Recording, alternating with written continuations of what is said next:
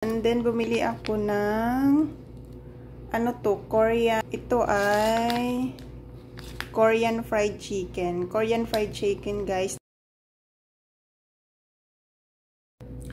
Hi guys, so walang ibang takbuhan, 7-Eleven lang din. Opo ngayon, so kaninang umaga yung breakfast natin 7-Eleven lang din. So ngayong tanghalian 7-Eleven pa rin. So wala tayong magawa guys kasi nakakatamad lumabas kasi ulan, tag-ulan na guys. So ito yung nabili natin sa 7-Eleven.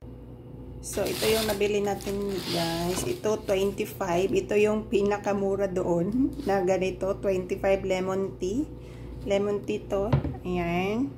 And then bumili ako ng Korean. Ito ay Korean fried chicken. Korean fried chicken guys. Tag 49 lang to. 49 lang yan. So ito yung pala yung box niya. May pa-box yan siya.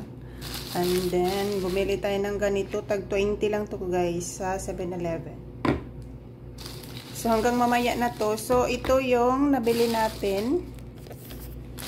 Tanad na yung So, ito yung nabili natin guys na braised beef stew on rice. So, ito yung pinakamura, 70. Ito yung pinakamura doon. So, yan lang lagi kong binibili kasi ang mamahal ng iba guys, tag 100 plus. So, all in all, ito guys, yung nagastos natin is 165.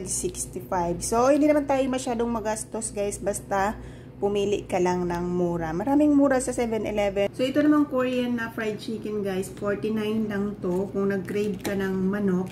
So, sa 49 NT, mayroon ka ng manok na fried chicken, Korean. Tapos, ito 20 kasi mas mahal yung ice cream. So, ito lang yung bilhin natin, 20. So, may drinks tayo na lemon tea. Hindi ako masyado sa soft drinks, guys. Umiiwas ako sa soft drinks kasi yung tiyan natin hindi masyadong kinakaya yung soft drinks kasi sobrang akong acidic, guys. So, matagal akong hindi masyadong nagso-soft drinks. So, umiinom ako ng ganito.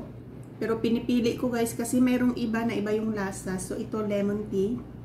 25 NT lang to, guys. So, sa 7-Eleven, kung maghanap ka ng mura, hindi ka masyadong makagastos kasi sa 7-Eleven mahal naman talaga kay compare sa iba.